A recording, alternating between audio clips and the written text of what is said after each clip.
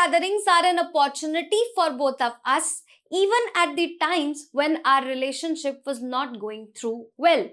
Hello everyone, this is Alka Mishra और ऐसी ही कुछ शब्दों से एस जयशंकर ने हाल ही में हो रही मीटिंग जो कि G20 की है साउथ अफ्रीका के जोहान्सबर्ग में, वहां आपके चाइना के काउंटर पार्ट यानी कि चाइनीज फॉरेन मिनिस्टर यांग ज़ी के सामने कहा, जो कि ये दिखाता है कि in future point of view हम किस तरीके से अपनी करंट प्रॉब्लम्स के ऊपर सॉल्यूशन पे बात करेंगे। और ये दिखाता है कि हम चाइना को अप्रिशिएट कर रहे हैं या कहीं ना कहीं बायलैटरल रिलेशन में चीजों को नॉर्मल करने की कोशिश कर रहे हैं कि किस तरीके से आपने बुरे वक्त में भी हमने कोशिश की है इन पर्टिकुलर मल्टीलेटरल प्लेटफॉर्म्स में अपने रिलेशनशिप को इंप्रूव करने के लिए और कुछ प्रोग्रेसिव डिसीजंस लेने के लिए। और इस वीडियो में हम इसी पर्टिकुलर G20 की मीटिंग का एक समराइजेशन करेंगे, किस तरीके से इंडिया चाइना ने कहा कि हम पूरी तरीके से मेहनत करेंगे, वर्क करेंगे कि हमारी जो मीटिंग है, जो हम G20 जो है उसको प्रोटेक्ट कर सकें।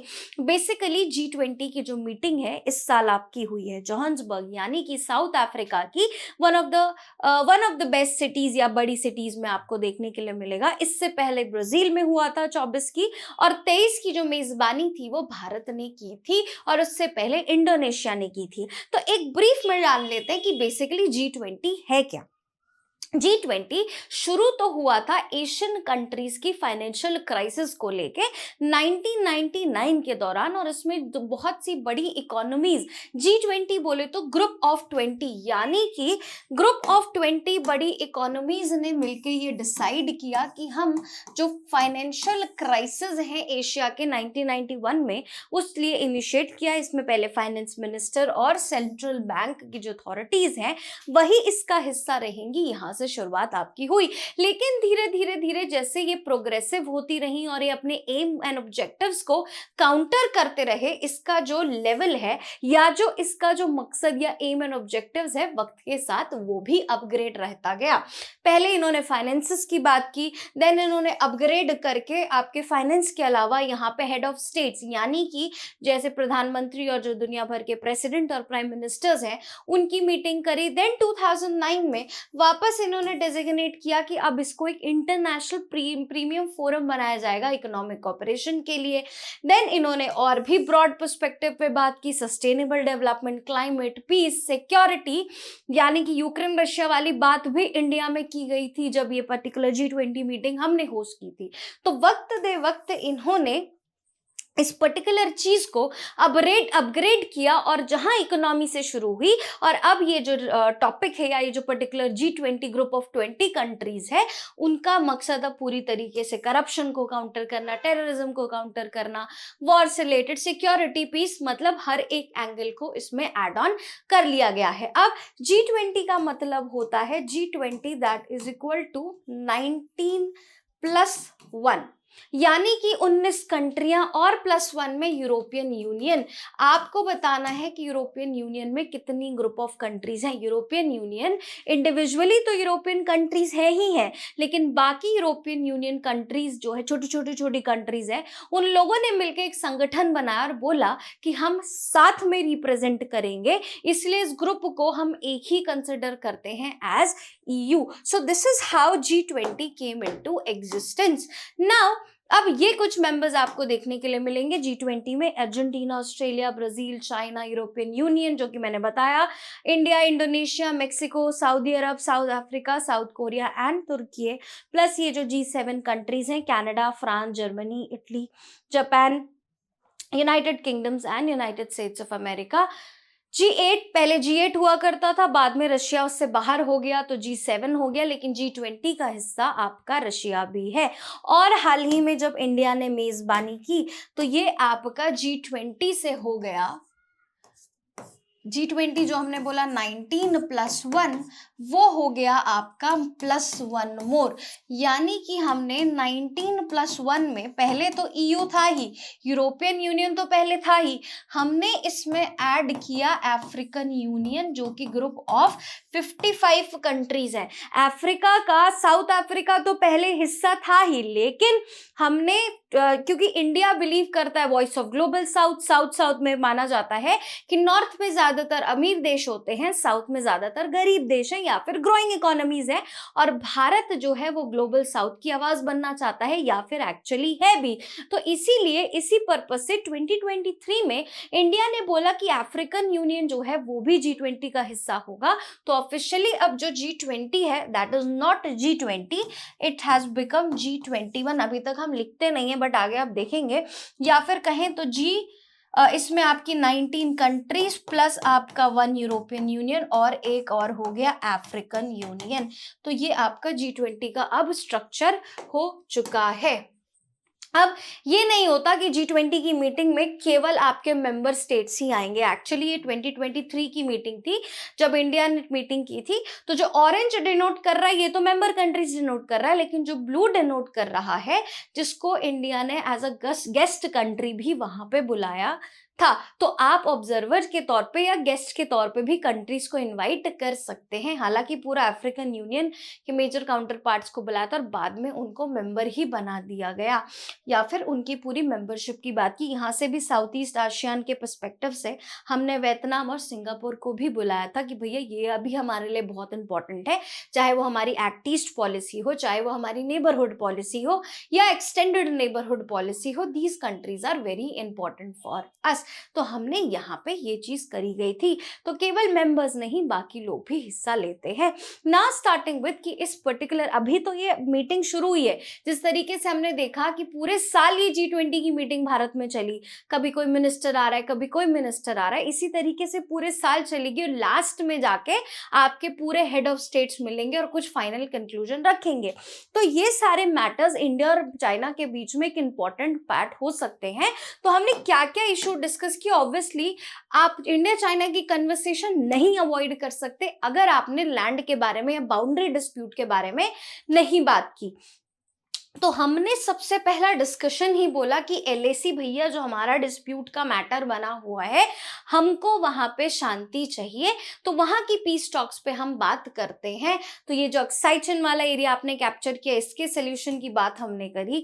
फिर ये वाले रीजन में जो आपका सेंट्रल सेक्टर कहता है, हम जब बात करेंगे इस पर्टिकुलर सेक्टर की तो हमने चाइना इंडिया के जो बॉर्डर डिस्प्यूट है उसको 3 सेक्टर्स में बांट दिया है, western sector, central sector and eastern sector.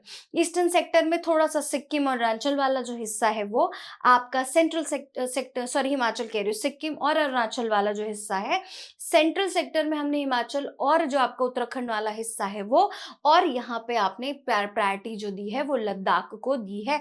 और इसी एरिया पे हमने डिस्प्यूटेड एरिया पे बात की कि हम प्लीज यहाँ पे कोई भी तरीके का कॉन्फ्लिक्ट, वॉर तो छोड़िए, वॉर तो दूर की बात है, कॉन्फ्लिक्ट भी अवॉइड करेंगे, जिस पर ये बात की गई है। साल के एंड में देखने के लिए मिलेगा कि क्या मेजर डिसीजन लिया जाता है, क्योंकि कहीं ना कहीं चाइना और इंडिया, अब इंडिया तो चलो पता ही है इंडिया को, लेकिन चाइना को ये पता है कि USA की जो क्लोजनेस है विद इंडिया और रशिया ऑलरेडी एक अच्छा अलाई है इंडिया का, इस सिनेरियो में मुझे भी चाइना के जो इंडिया के साथ है वो रिलेशनशिप इंप्रूव करने ही पड़ेंगे, वरना कहीं ना कहीं बातें ऊपर नीचे हो सकती हैं। हालांकि इकोनॉमिकली इंडिया इम्पैक्ट नहीं कर सकता चाइना पे, बट बहुत से सोशल प्लेटफॉर्म्स पे बहुत से ऐसे इंटरनेशनल ऑर्गेनाइजेशंस है जिसका हमने देखा मेन एम ही काउंटर चाइना है, not on papers but yes main aim ही उसका इंटेंशनल, उसका बैकबोन बैक ब्रेन ही यही है कि हमें चाइना को काउंटर करना है, जिस तरीके से चाइना तेजी से बढ़ रहा है। तो वो चीज थी। सेकंड हमने बात की कैलाश मानसरोवर की। कैलाश मानसरोवर यात्रा जो है भारत, जो हमें पता है unfortunately that is part of Tibet, पहले हमारे लिए ठीक था लेकिन बाद में जब तिब्बत ने कैप्चर कर लिया, आपका चाइना ने कैप्चर कर लिया तिब्बत को, वो हमारे लिए एक मैटर ऑफ कंसर्न बन गया। टाइम टू टाइम हमारी ही मानसरोवर जो कैलाश यात्रा है वो हमारे लिए मैटर ऑफ कंसर्न बन जाती है। 2 रास्तों के थ्रू हम जाते हैं, एक आपका फर्स्ट रूट जो है इस एरिया से माउंट आपका उत्तराखंड से जाता है, अगला रूट जो है वो सिक्किम से जाता है। लेकिन वक्त बे वक्त इंडिया चाइना के जो कॉन्फ्लिक्ट्स होते हैं अलग अलग, उनका सीधा असर इन पर्टिकुलर यात्राओं पे निकलता है। और कुछ दिन पहले भी हमने बात की थी कि हम कैलाश मानसरोवर के लिए वापस जो चाइना वो अलाउ कर रहा है, चाइना एग्री किया है कि हम जो है डायरेक्ट फ्लाइट्स करेंगे, डायरेक्ट हम उस चीजों को करेंगे, इजी वीजा एक्सेस बनाएंगे। एंड वही बात वापस की गई कि कैलाश मानसरोवर यात्रा को अग्री किया गया और इंडिया ने बोला कि हम इस यात्रा को कंटिन्यू करेंगे और इसको और ज्यादा इंप्रूव करेंगे मिलेंगे फ्लाइट कनेक्टिविटी के द्वारा। तो मेजर ये दो रूट्स है और ये बाकी आपका सिनेरियो आपको देखने के लिए मिलेगा। और इन रूट्स के थ्रू भी जाने के लिए आप फ्री में नहीं जा सकते, आपके पास पासपोर्ट होना चाहिए। कम से कम 6 महीने पहले आप पासपोर्ट बनवा लीजिए अगर आप प्लान कर रहे हैं। 18 साल से ऊपर होने चाहिए आप। मिनिस्ट्री ऑफ एक्सटर्नल अफेयर में आपको पहले दरख्वास्त डालनी पड़ेगी, वहां से हेल्थ का वो पूरा आपका चेकअप किया जाएगा, तब जाके जब फाइनलाइज होंगी चीजें फिर आप जाएंगे पोस्ट पे। वहां से बीआरओ भी अपने मेडिकल टेस्ट कराएगी। जब बीआरओ की तरफ से भी आपको कंफर्मेशन मिल जाए वीजा वगैरह मिलने के बाद में, तब जाके आप यहाँ से जा सकते हैं। ये तो काफी हार्ड रास्ता है, माउंटेन्स और ट्रैकिंग रहती है, ये फिर भी मोटरेबल रोड है, इसलिए ज्यादातर जो 50+ लोग हैं या जो एज लोग हैं वो इस रास्ते से प्रेफर करते हैं। और जो यंगस्टर्स जो ट्रैक करते हैं, जिनको ट्रैक करना पसंद है, वो इस रास्ते के थ्रू करते हैं। बट टाइम टू टाइम दिक्कत ये भी है कि जैसे ही इंडिया चाइना के बीच में कोई राइवलरी होती है, वीजा के जो चार्जेस है बढ़ा दिए जाते हैं, वीजा का प्रोसेस थोड़ा डिफिकल्ट कर दिया जाता है, जिसके चलते बहुत से लोग नहीं जा सकते हैं। सो ये इंटरनेशनल प्लेटफॉर्म पे इसी चीज को हमने सुधारने की बात भी की है। थर्ड बात की हमने, जो पिछले कुछ टाइम से मैटर ऑफ डिस्प्यूट बना हुआ है, सैंगपो रिवर यानी कि हमारी ब्रह्मपुत्रा रिवर, जिसे चाइना में सैंगपो रिवर कहा जाता है। अब क्या है कि अब ये प्लस पॉइंट तो चाइना के लिए है कि वो थोड़े अपर एज पे ब्रह्मपुत्रा का हिस्सा उसके पास है, लेकिन चाइना हमारे लिए और बड़ी प्रॉब्लम कैसे खड़ी कर देता है। चाइना जो है टाइम टू टाइम इस पे ब्रिजेस, वो डैम्स बनाने लगता है, पानी को अपने हिसाब से कंट्रोल करने लगता है, जिसको कहते हैं हाइड्रो डिप्लोमेसी या हाइड्रो टेररिज्म। यानी कि पानी, hydro terrorism is a very big word, but hydro diplomacy करता है, पानी को उस तरीके से इस्तेमाल करता है कि जब हमारे फॉर एग्जाम्पल मैक्सिमम टाइम जब भारत में इस एरिया में फ्लड आता है, चाइना भी अपनी तरफ से कुछ ना कुछ पानी छोड़ देता है, और जब ड्राउट होता है तब वो पानी को रोक के रखता है। तो इस तरीके से वो वाटर डिप्लोमेसी या पानी को मैनिपुलेट कर रहा है इंडिया के अगेंस्ट। इससे पहले तो चाइना ऑलरेडी दुनिया का सबसे बड़ा डैम बना चुका है, that is three gorges dam. But अब एक और डैम जो जस्ट टर्निंग पॉइंट, जहां से आपकी ब्रह्मपुत्रा टर्न होके एंटर होती है आपकी भारत में अरुणाचल प्रदेश में, जस्ट उसी टर्न पे भी आपका डैम बना रहा है, आप यहाँ पे देख सकते हैं। अब इसमें जितने भी हरे डैम है ये ब्रह्मपुत्रा पे ऑपरेशनल डैम है, प्लस जो आपके येलो दिखेंगे वो अंडर कंस्ट्रक्शन है, और जो ये रेड है वो आपके प्लान्ड डैम्स मिलेंगे। तो आप ये देखेंगे कि ये इतने सारे जो डैम्स बनाया है, डेफिनेटली वो किस पे हेल्प डायरेक्ट इम्पैक्ट डालेंगे इस एरिया पे। हालांकि चाइना ने भी काउंटर पे इसी की, इंडिया ने भी काउंटर पे इसी की जो एक ट्रिब्यूटरी है तीस्ता रिवर मानी जाती है, उस पर हमने भी डैम्स वगैरह बनाए, बट उससे उस पर ज्यादा कोई फर्क नहीं पड़ रहा, क्योंकि आवर पोजीशन इज थोड़ा सा नीचे की तरफ, पानी जो है नीचे की तरफ फ्लो करता है, जिससे जो आपका वो पेस को वो वहीं पे चाइना डैम बना के कंट्रोल कर लेता है। इसलिए चाइना की जो मैसिव डैम डिप्लोमेसी है या जो वाटर डिप्लोमेसी है, उससे भारत पे असर पड़ता है, लेकिन ये एक अच्छा सबसे बड़ा इलेक्ट्रिसिटी की नीड पूरी करती है। हालांकि ये जो थ्री गॉर्जस डैम है, इसको कहते हैं, इसने अर्थ की जो स्पीड है उसको भी कुछ सेकेंड्स के लिए स्लो कर दी है, जिसका लॉन्ग टर्म इफेक्ट हो सकता है। तो ये बात पे भी हमने डिस्कशन किया। हालांकि बहुत पॉजिटिव चीज़ों पे डिस्कशन रहा है, देखने के लिए मिलेगा कि कंक्लूजन क्या होगा। देन इन्होंने बोला कि हर एक ऑर्गेनाइजेशन में बात होती है काउंटर चाइना, लेकिन इन्होंने यहाँ बात की है कि हम काउंटर की जगह क्या बात करेंगे, हम अपने कोलैबोरेशन पे बात करेंगे, क्योंकि ऐसा नहीं है कि इंडिया चाइना किसी भी प्लेटफॉर्म पे कॉमनली ग्राउंड नहीं शेयर करते हैं। एक्चुअली इंडिया चाइना दोनों ही मेंबर है किसके, G20 ऑर्गेनाइजेशन के, SCO शांघाई कॉर्पोरेशन के, और ब्रिक्स ऑर्गेनाइजेशन के, और हाल ही में ब्रिक्स के तो मेंबर्स भी बढ़े हैं। तो इस पर्टिकुलर जो आपके ग्रुप्स है, रीजनल ग्रुप्स कह सकते हैं या जो इंटरनेशनल ग्रुप्स हैं, ये लोग चाह रहे हैं कि इंटरनेशनली हम अपना बॉन्ड दिखाएं, और इन रीजनल ग्रुप्स के जो एम्स एंड पर्सपेक्टिव है, ज्यादातर economy, security, environment, climate change यही है, इस पे फोकस करें और चीजों को अपनी और ज्यादा बेटर बनाएंगे।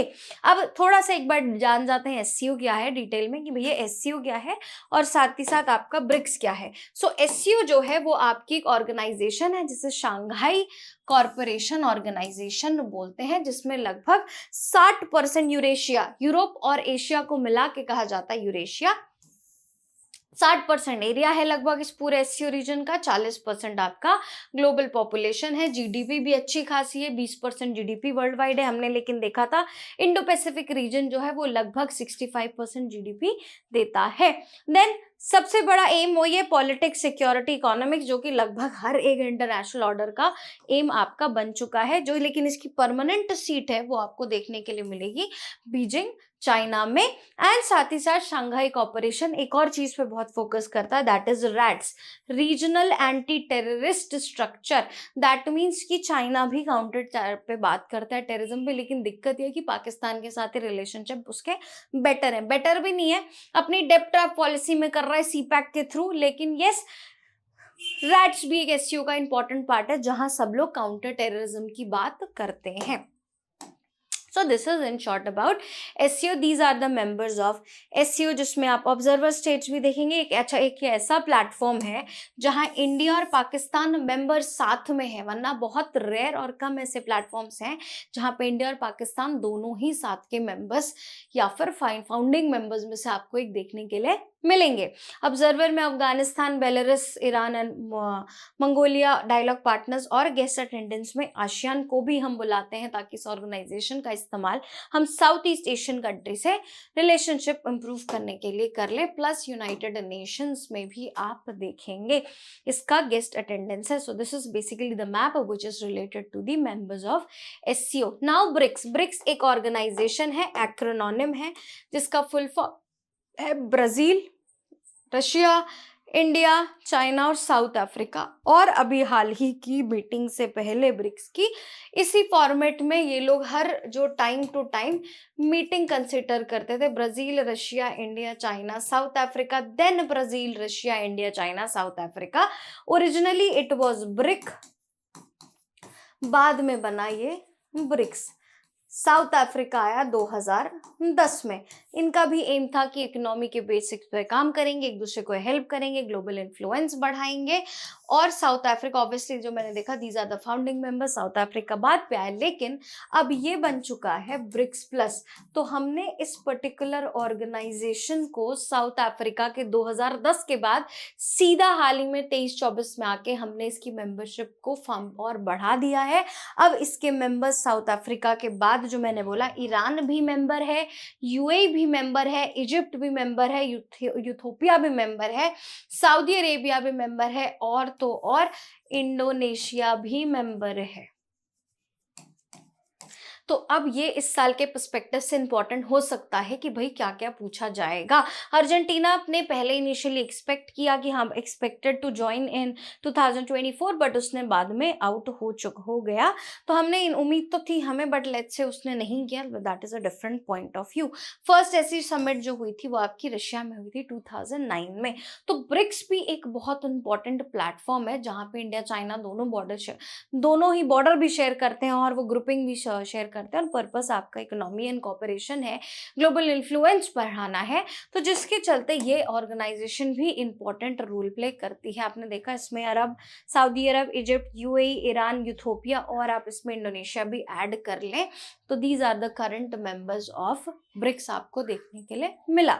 अब ये जो मीटिंग हुई ये काफी सक्सेसफुल भी हुई, क्योंकि दोनों प्लेटफॉर्म्स ने बोला कि हम G20 जैसे प्लेटफॉर्म्स को प्रिजर्व करेंगे, क्योंकि ये हमें एक प्लेटफॉर्म देता है, एक मेजर एक सिस्टम, एक सिनेरियो गैदरिंग का मौका देता है जहां हम अपने टॉपिक्स पे बात कर सके। वरना इंडिविजुअल टॉक्स के लिए प्रोसेस बहुत टाइम टेकिंग हो जाता है, क्योंकि जैसे भी नेपाल के साथ हुआ KIT वाले स्टूडेंट्स के साथ में, अब ये हुआ कि भी तुरंत के तुरंत मीटिंग होनी चाहिए, दोनों हाई लेवल मीटिंग, हालांकि वो तो हुई, लेकिन ये बात भी बन रही कि जो नेपाल के जो मिनिस्टर है, जो हेड ऑफ द स्टेट है, वो फर्स्ट हाफ ऑफ 2025 में भारत आ सकते हैं, तब जाके कहीं उस मुद्दे पे बात होगी, तब तक तो मैटर ठंडा हो ही जाएगा।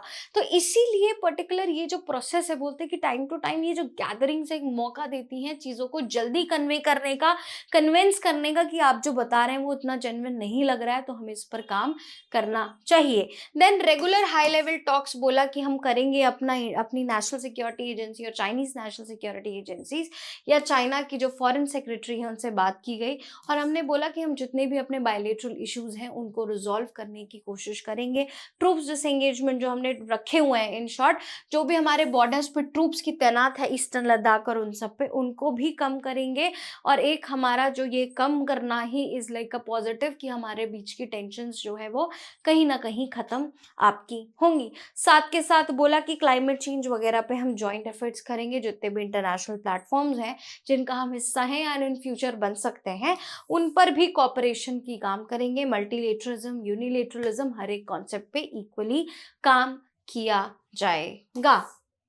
अब ये जो सारी चीजें हैं हालांकि बहुत पॉजिटिव इम्पैक्ट तब देंगी कि जब इन्होंने जो बातें G20 के प्लेटफॉर्म पे की हैं इनको फाइनली जाके एंड तक जब हमारे हेड ऑफ द स्टेट मिलेंगे या जब वो आके बैठेंगे तो कुछ इस तरीके का इनिशिएटिव लिया जाए जो कि दोनों को बहुत ज्यादा इम्पैक्टफुल रहने वाला है। क्यों? क्योंकि पिछली बार की टॉक्स का जो मैटर था जब इंडिया में था तब यूक्रेन रशिया था, इस बार हो सकता है कि इजराइल वाला मैटर यूएसए रखे, जबकि इस करंट ऑर्डर में यूएसए बहुत ज्यादा स्ट्रांगली काम कर रहा है या अग्रेसिवली, जो कि बोलते हैं ना चाइना की एक अग्रेसिव पॉलिसी है उसी तरीके से USA economically aggressive policy follow कर रहा है। समझ नहीं आ रहा इंडिया के फेवर में है कि इंडिया के अगेंस्ट में। जब मीटिंग हुई तो लगा कि भाई बहुत ज्यादा फेवर में है, लेकिन जब आपके मोदी वापस आए मोदी जी, तब ऐसा लगा कि बहुत सी चीजें अगेंस्ट में कही गई तो या एक्शंस ऐसे रहे कि जो कि बहुत ज्यादा फेवरेबल नहीं लगे। तो यहाँ करंट ऑर्डर में इंडिया के साथ जो चाइना और इंडिया की मीटिंग है शायद एक ही पॉजिटिव आउटकम हो सकती है फ्यूचर पॉइंट ऑफ व्यू से। तो देखना बहुत ज्यादा इंटरेस्टिंग रहेगा कि जो ये G20 की मीटिंग जब कंक्लूड होगी अफ्रीका में, साउथ अफ्रीका में लास्ट में, तो क्या रहेगा। और फर्स्ट टाइम अफ्रीकन यूनियन जो हिस्सा ले रही है एज अ मेंबर, वो या फिर वैसे तो 2023 में हो चुकी थी बट उन्हीं के देश में उन्हीं के जो कॉन्टिनेंट में पहली बार ऐसी एक कंट्री जो हिस्सा ले रही है, किस तरीके से या फिर जहाँ पे G20 मीटिंग हो रही है क्या कंक्लूसिव रहेगा। और एंड तक काफी डेफिनेटली बहुत कुछ इंटरेस्टिंग इस G20 की मीटिंग में देखने के लिए तो मिलेगा ही मिलेगा। हम इस पे पूरी तरीके से फॉलो करेंगे, लास्ट में एक समराइजेशन जरूर इस पे लेकर आएंगे। That's all for today. ऐसी और वीडियोस को देखने के लिए आप हमारे चैनल को लाइक, शेयर एंड सब्सक्राइब कर सकते हैं। Thank you so much.